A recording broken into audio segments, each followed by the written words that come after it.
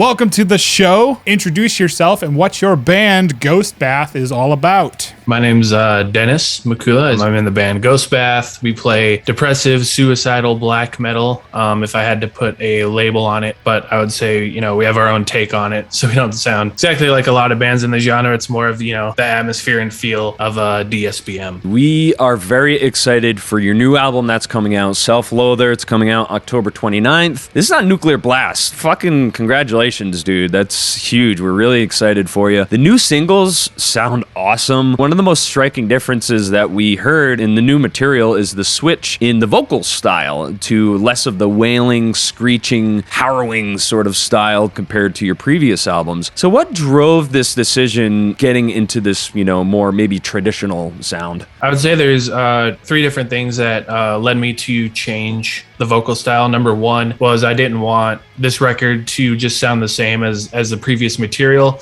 I think a big way I could do that was to change the vocal style. Number two was, just doing the high-pitched wails, especially on tour, was really bad for my throat, and I would lose my voice quite often. And so I had to figure out a different way to do things. And, vocal coaches call it like an unsafe way of screaming. So eventually I think I would have come into some bigger problems there. And then number three is, this record was supposed to be just a lot heavier and a lot darker. To go along with that sort of direction, it was best to add some, some more hateful like lows and mids to the record. So those were the three main reasons why I wanted to change it up like that. It definitely shows in the singles that we've heard so far, like the drastic difference in your approach. And it feels like a very natural progression for the band too. What was like some of the most fun that you had experimenting with the vocal styles? Did you do a lot of pre-production takes to figure out what you wanted to do? It was a lot of preparation of my throat, like physically, and what I was eating, what I was drinking. Well, I don't know if I had to, but I did stop drinking alcohol because it really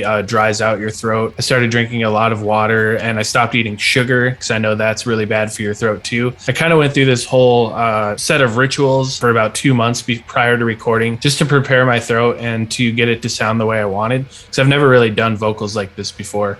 That was a big thing for me because I knew making such a big change, people are going to be, scrutinizing it.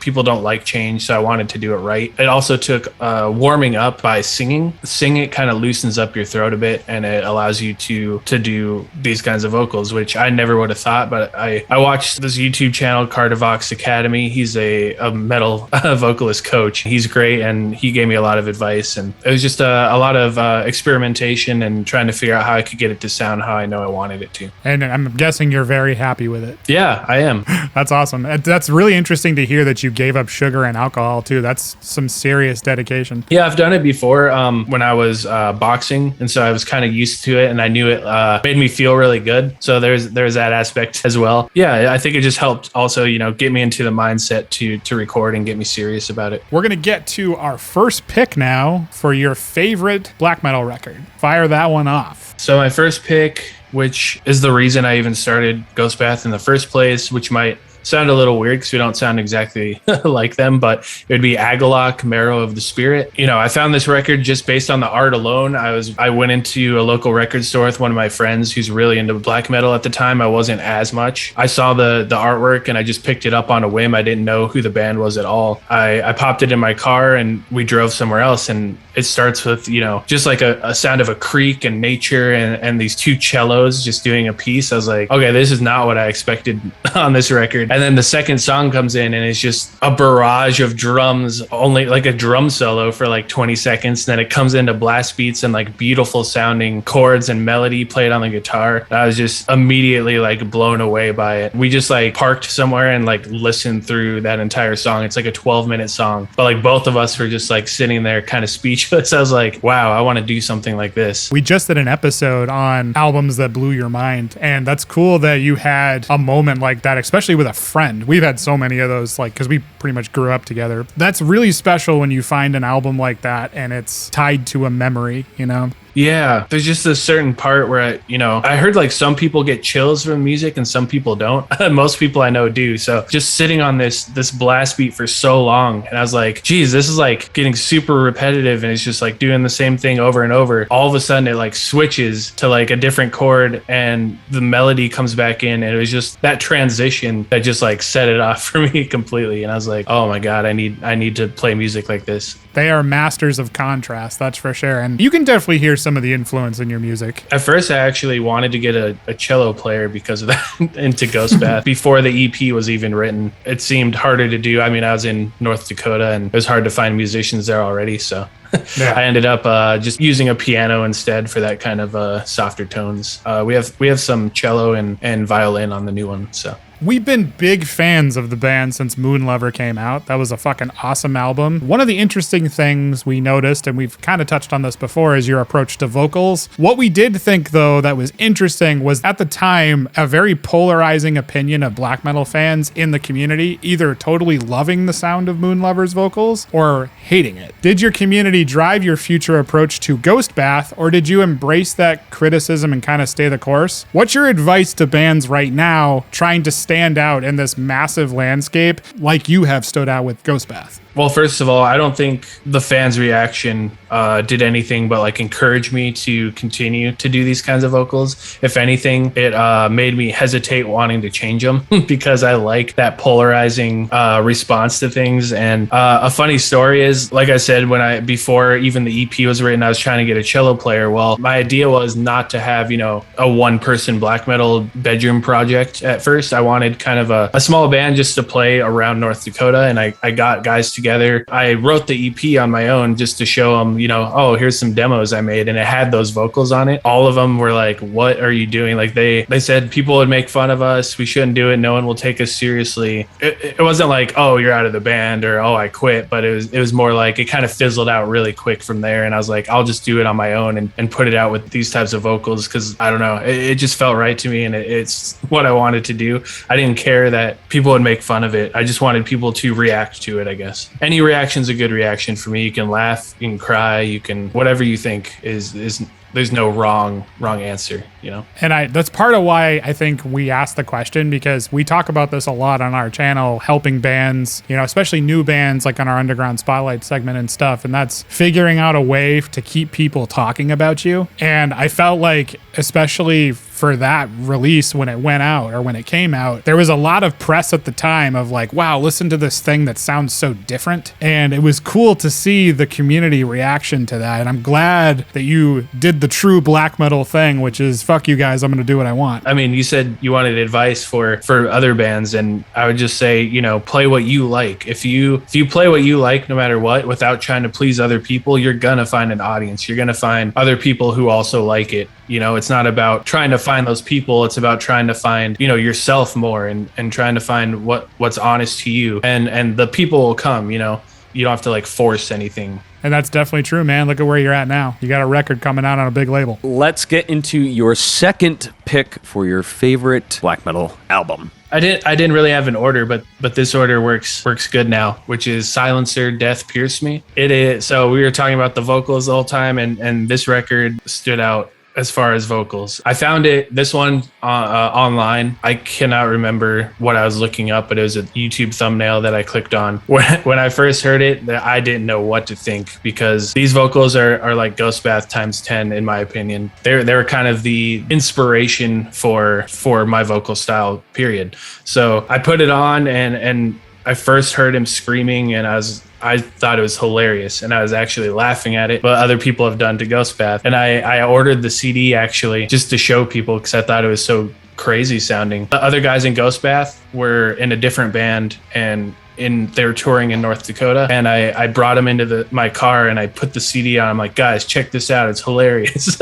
And then it's funny that we're all like playing kind of the similar style now. It just grew on me. It's like kind of a slow burn. And I've figured out that, other than Agalloch, most of the albums that I like are something that I didn't love right away, and I just slowly learned to love over time. And so this one is just, it's depressive black metal. It's like a staple in the genre. And also the band had influence on me sort of trying to remain mysterious, because their vocalist has all these stories about him and nobody really knows who he is. That it kind of inspired that part of the band as well. Brandon's a big fan of like the mystical black metal type of people, and I like to get to know the creator. So I think it's cool, because I think in black metal it's kind of acceptable to kind of do one or the other or both, you know. And the people who really lean into the mystical stuff, when they can keep it super mystical, it's like otherworldly. So it's nice to see that you're just a dude, you know.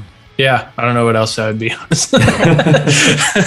Just some guy. That's what everyone is behind the projects, behind their projects. But that was actually a big reason why, you know, I kept my identity a mystery, because I just liked that idea of Silencer. And have you guys listened to that record at all, or do you know? Not familiar with it. Oh, okay. Yeah, definitely check it out. It's something different. It's depressive black metal, and the vocals are, you'll see where I got my inspiration, but you also see when I say Ghost Bath vocals times 10 what I mean.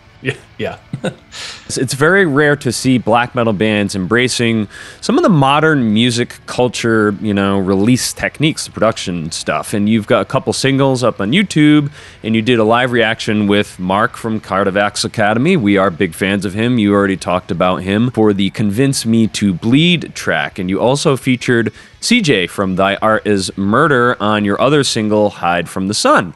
This is a really cool way to kind of see inside the music. What inspired your decision to move in that direction with the video content and to get in touch with these people in particular? Have you seen success with this? You know, I think it started as just sort of an industry standard type thing. I don't think Nuclear Blast would want to put out a record, like drop it mysteriously out of nowhere, even though I've seen labels do that before. Yeah, I personally don't really like listening to just one single at a time. I'm more of a listen to an album from front to back type person. But I think especially for this record, just with the different sound, it was better to release, you know, one track at a time, and for people to have a little bit of time with that one song, because it's a lot to take in for past fans. It's a lot of new elements to our music. So I don't know. I think with this one, I just opened up more and like changed, because I used to be super strict where I was the only one who wrote all the music.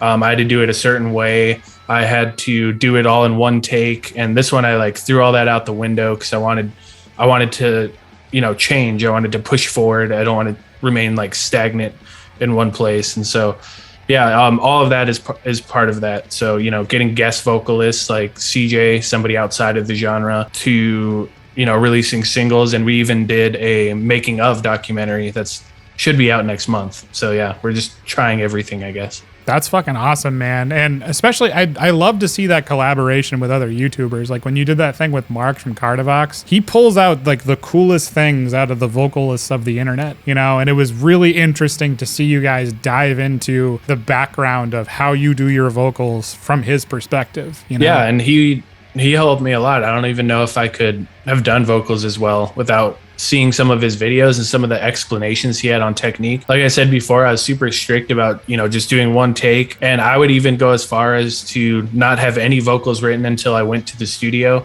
and then just did them on the spot. Like I had no plan at all, which is cool in like theory, and it's a cool idea, but you know, I couldn't keep doing that. I wanted to get better, you know, push myself. And so him explaining those techniques really helped me out. Good for you, man. That's fucking awesome. Honing your craft. You know, there's nothing better than that. Getting on to the third choice for favorite black metal record. What do you got? For this one, I have Darkthrone's Transylvanian Hunger. For some reason, it's the first Darkthrone album I found. I just thought it was like their biggest record at the time. Like this is a long time ago when I was younger, but I don't think it actually is their biggest record. It is a popular one though. Man, there's something about the way it's recorded that just works so well with it. And I think that's the main reason I love this record. Like it's lo-fi, but it's like purposely done, and it works so well with it. I also like that it has some lyrics in like Norwegian. That's really cool to me. And this is a record that, you know, when I'm driving late at night, like usually I'm the night driver and I'm a night owl. Like I literally just woke up at 4 p.m. So when we're on tour and I'm driving and everyone else is like asleep in the car, I'll pop this one on, and it gives me this sort of hypnotic feel. Like it sort of mesmerizes me as I'm driving. It's just, I'm not somebody who's gonna fall asleep or like get hypnotized like that, where I'm gonna go off the road. But it just like puts me in this zone and in this headspace. I think a lot of records, black metal records, do that for me. It's just this sort of pulsing sound, especially with the drums on this that are just, super repetitive. Yeah, so this is one I listen to all the time. You can actually see it sitting here on my shelf too. I just picked up the vinyl copy. So that's awesome. And what's interesting about that album in particular, and a lot of the early Darkthrone records, is I think it's interesting when lo-fi black metal is done well. Like it can be for a lot of bands, it sounds lazy to me, unfortunately. For that particular album, it sounds so unbelievably deliberate. It's just mind-blowing how fucking phenomenal it is. It's really metal history. Oh yeah, 100%. And I don't usually listen to more lo-fi black metal. That's not usually a thing I like, but if I want to, this is the one I always come back to. Man, it just feels like hate, just like pure hate to me. So, if I'm looking for something like that, this is the perfect record to listen to. Outside of Ghostbath, you've released a lot of really, really incredible music under your Vaporwave label, Geometric Lullaby. You've got a fantastic roster of artists, and it seems like your pressings and packaging and merchandise is top-notch quality. What is your opinion on bands doing merchandising and having that professional touch? I think everything should, focus on a singular vision, and everything should contribute to that. I see a lot of bands, their merch will go all over the place. It's like, oh, we're playing dark metal, but we have like booty shorts for sale or something. Like, it's just everything should make sense in the context of the atmosphere, the feeling you're trying to portray with your art. And so for me, the visual aspect's very important, down to the packaging, the colors. So, if you look at Star Mourner compared to Self Loather, you're going to see a ton of color, like bright colors. And on our shirts merch is, splashes of color, because it was ecstasy. It was supposed to be, like heaven. It was about angels. And so I tried to focus everything on that. And so with this one, it's a lot of black and white, darker colors. Yeah, I think with my Vaporwave label, I try to do sort of the same thing. I try to make the complete package the art piece, not just the song. And I think if you do that well, people will really enjoy it. And so, when I put together a layout, I have the record always playing in my headphones. And so it just helps me, stay on task and stay focused on the sound coming out through, the visuals for the album. That's awesome. And it really does come through. And what were you guys thinking for the merchandise for this particular new Ghostbath release? Like I said, we did a making of documentary, but we started when we recorded the demo. The videographer came out to the studio and he did some like teaser videos. You might have seen them, might not. They're just like 30 seconds to a minute. And he kind of set the visual tone for everything, because he had it in black and white with some decent contrast, and he was doing like slow motion shots and stuff. And we were like, oh yeah, we really like that. So we were focused on sort of a grayscale, like black and white was the idea, just to fit with, the idea of self-loather, the idea of isolation, being in a dark room or being by yourself. That was the main idea. We do have like a couple with, maybe one color on it, but we didn't want to go any further than that. So can't wait to get my hands on some stuff. So Dennis, we are wrapping up here. What is your fourth and final choice for your favorite black metal record? And while you're at it, go ahead and plug any projects you have going on, any shout outs and stuff like that. My fourth one is, honestly, I don't even know how to pronounce this completely. It's called Uaral. Uaral is the band name. And so the record is called Sounds of Pain. This band is another one that really plays with contrast. So I guess I really enjoy contrast in my music. I see it as a depressive black metal album, but some people label it as like doom metal. I don't really think it's doom metal, but it has a lot of Spanish classical guitar. And so there'll be the prettiest Spanish guitars playing and then guttural vocals over it. And, I'll play this again. When I first heard it, it was just something that I was like, what is going on?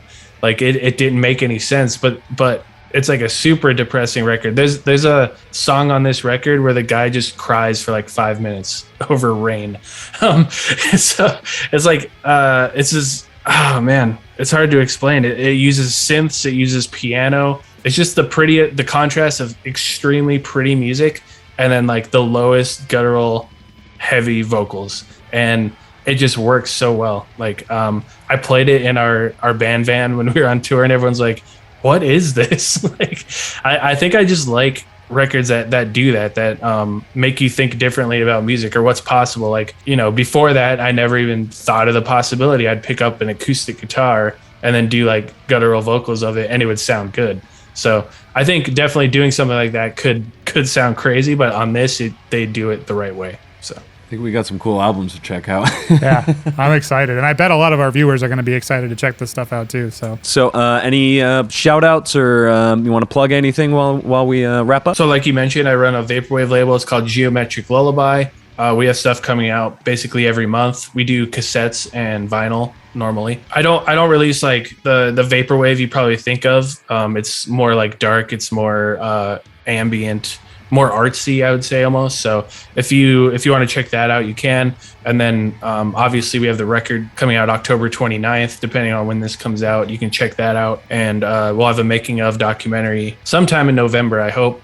We haven't got like the edits back for it yet, but yeah, you can check all that out. Thank you so much for your time today, Dennis. Forgemates Ghost Bath's new album, Self Loather, drops October 29th via Nuclear Blast. Get ready to get fucking sad and get stoked for some top-notch black metal. Go with the gods. See you next time.